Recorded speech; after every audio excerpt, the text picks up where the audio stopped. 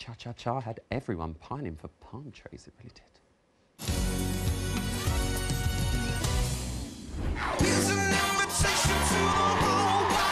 I love that you kept the energy. You had every foot on place. Let's go.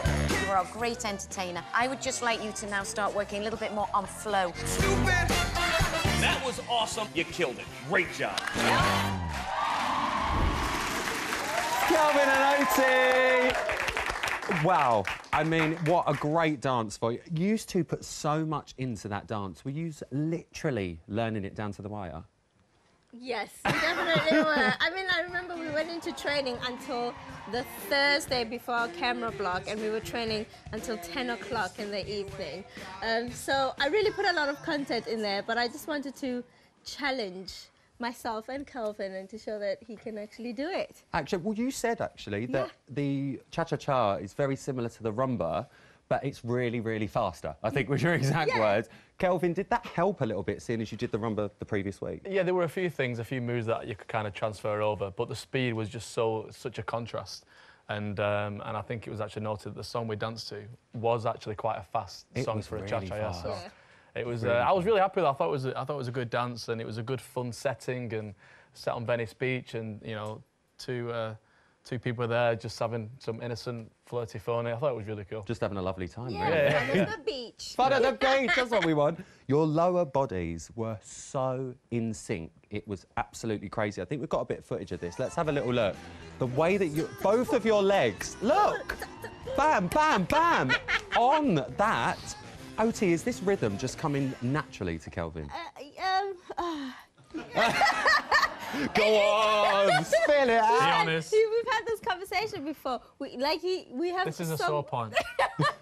No, when music plays and I go, Kelvin, do it, something different comes out of his body, and I'm just like, what do you hear that I don't hear, you know? And I'm like, granted, you're not a dancer, you're not a professional, I get it. So we worked really hard at actually trying to get him to hear the music, the correct timing. But he's getting it. But once he gets it, there's no stopping him. I always say, like, there's a train, it's called the Kelvin train, and it's either you're on it or you fall off. So when he goes, I think there's a lot of people wanting to be on the Kelvin train. By Shirley the other week. Whoa, she loves the Kelvin train. You said that dance was really fast. Even Aston Marigold said it is such a fast song to dance to. Did you find it difficult how quick it was? Yeah, there were certain times throughout the dance where I couldn't know where the beat was. I couldn't hear the beat. Obviously, it's very different when the band are playing to when Aston sang it as well. So that for me was pretty challenging, just hearing different sounds. And you know, Oti's amazing at hearing every single instrument in the song, whereas I'm just listening out for the beat, for the drum. You know, I couldn't tell you what I'm listening out for, but I couldn't hear it, and then I'm panicking, thinking I can't hear what. But then you see Oti and think, I better do it just in case. I just copied. You know, it was nice that it was in sync because there was those elements that we really, really tried to work on, and you know, I know the comments were that I was maybe a little bit too stiff, but you're trying your best to not be bent in the knees because you have to have a straight knee, and then it's just finding that balance of that little niche in the middle somewhere. Yeah, and that's what's really hard to find, and you know, and like I said, I'm still learning. But I had a blast. It was, you know, I really, really enjoyed it. It was a great dance, and Aston himself, he gave you 3 words of advice, didn't he? He said, "Think your Aliash." That's all he said. Think your Aliash. Did it help you in any way? It did help. It did help because he's just got that. If someone's going to be cha-cha-cha, I know he's a ballroom guy, but he seems to be Mr. Cha-cha-cha. He's just got that coolness and that sexiness. Yeah, he's swaggy. Yeah. Swaggy. So I did channel my inner Aliash at times. Yeah, and Johannes. And Johannes as well, especially for the walks. Just love it. I mean, both of us felt inferior standing next to Johannes then with our fans. Let's talk about Craig quickly, because one of his pet hates is bad arms. He don't like bad arms, but he praised you, and I'm sitting there thinking, how has he managed to get Craig on board with the arms? Because he's really doing it well. Can you explain to me what's going on here, please? What is this contraption going on? Just a normal day at training. What is it? Oti, can you explain, please? So tango is our second ballroom dance, and I was panicking a little bit about the frame. And in the waltz, they said we just have to improve on Kelvin's top line. And I really want to show that we're getting better every single week. So I said to him at the beginning, I'm not going to tie you up at all because you've got muscles, you can do this. And then after the waltz, I'm like, I'm going to tie you up so much.